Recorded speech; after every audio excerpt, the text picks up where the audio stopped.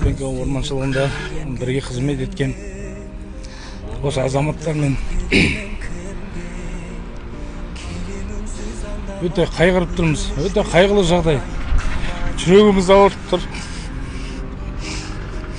Айтуға сөз жоқ. Халық болып жылап отырмыз.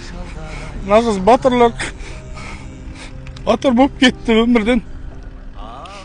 Туған туыстарына барлығына көңіл айтамыз. Эльмира, түсінеміз, мұндай жағдайда тікелей эфирде хабар тарату оңай емес.